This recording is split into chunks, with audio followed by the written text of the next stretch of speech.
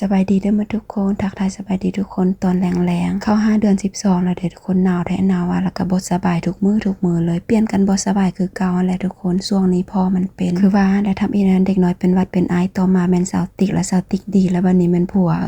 สุดยอดเลยเดือน 12ทุกคนเป็นเดือนแห่งการซื้อของขวัญการให้ของขวัญบ่เกินจริงแล้วก็อีกอย่างนึงเด็กน้อยทั้ง2คนได้รับบัตรเชิญจากหมู่ทุกคนก็คือหมู่จัดงานวันเกิดแล้วหมู่เขาเจ้าก็เชิญสินะเฉพาะเดือน 12นี่ก็มี3บัตรเชิญว่าทุกคนของลูกสาว1ของลูกชาย2สุดยอดเลยลูกชายก็วันเสาร์หน้าทุกคน2วันเสาร์เรียนติดเลยไปวันเกิดหมู่ก็สิแม่นหน้าที่ของเควินขับรถไปส่งลูกเพราะว่าสติขับรถบ่ได้ทุกคนบ่มีสิทธิ์ขับรถเถื่อบ่มีใบขับขี่และอีกอย่างเฮามีลูก2คนเด้อลูกมื้อใดลูกชายไปเฮาก็ต้องอยู่กับลูกสาวมื้อใดลูกสาวไปต้องอยู่กับลูกชายแบบหมู่ของไผของมันสินะทุกคนเขาจะบ่ได้เชิญรวมกันแต่ก็โชคดีได้อยู่พี่เพราะว่าเขาจะจัดงานวันเกิดส่วนแล้วเขาจะสิจัดงานวันเกิดอยู่ตามส่วนเด็กลิ้นสินะทุกคนตามส่วนสนุกหรือว่าเป็นคลับของเด็กลิ้นสินะอยู่ในบัตรเชิญเขาจะบ่ได้เว้าหยังหลายเขาจะสิบอกแต่วันที่แล้วก็แบบอันเบอร์โทรพ่อแม่สินะบอกวันที่กับสถานที่แล้วก็เอาเบอร์โทรพ่อแม่เขียนใส่หันเพราะว่าถ้าเฮาสิลูกเฮาไปเฮาก็ต้องโทรยืนยันหรือว่าโทรคอนเฟิร์มเขาเจ้าสินะลูกชายก็ได้รับบัตรเชิญตั้งแต่2อาทิตย์ก่อนพุ่นน่ะทุกคนหมู่ทั้ง2คนเลยส่วนลูกสาว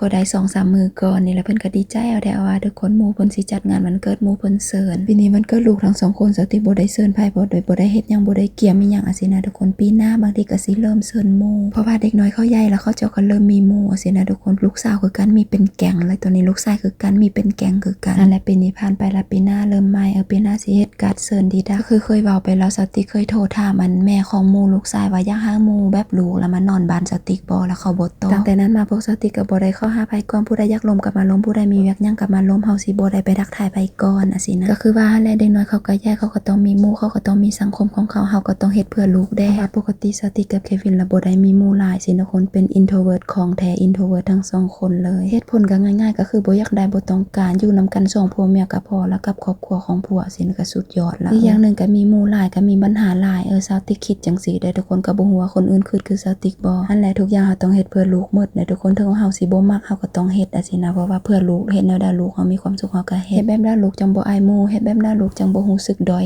สินะทุกคนเฮาก็เฮ็ดเพราะเฮาเป็นพ่อแม่นี่เพราะว่าเด็กน้อยอายุนี้ทุกคนเป็นวัยที่เขาจะกำลังถามมีหยังก็ถามเมิดอยากรู้หยังเขาก็ถามเมิดสินะมีหยังข้องคาใจเขาก็ถามแล้วก็อีกอย่างนึงเด็กน้อยอยู่โรงเรียนทุกคนเขามักอวดกันเด้อมักอวดมักเว้าจังซั่นจังซี่เจ้ามีค่อยบ่มีค่อยมีเจ้าบ่มีจังซั่นอันนี้แหละอันตรายเรื่องนี้แหละบ่อยากให้ลูกคิดหลายยันลูกสิเป็นเด็กมีปัญหาทุกคนซุมื้อนี้ทุกเทื่อที่ไปลิ้นสวนสิถ้าไปเห็นแบบเจอหมู่ของลูกสิสติก็มักไปล้มพ่อแม่เขาเพราะว่าสร้างปฏิสัมพันธ์ไว้ว่าซั่นซะเพราะว่าลูกเป็นหมู่กันพ่อแม่ก็ต้องเป็นหมู่กันต้องล้มกันนั่นแหละ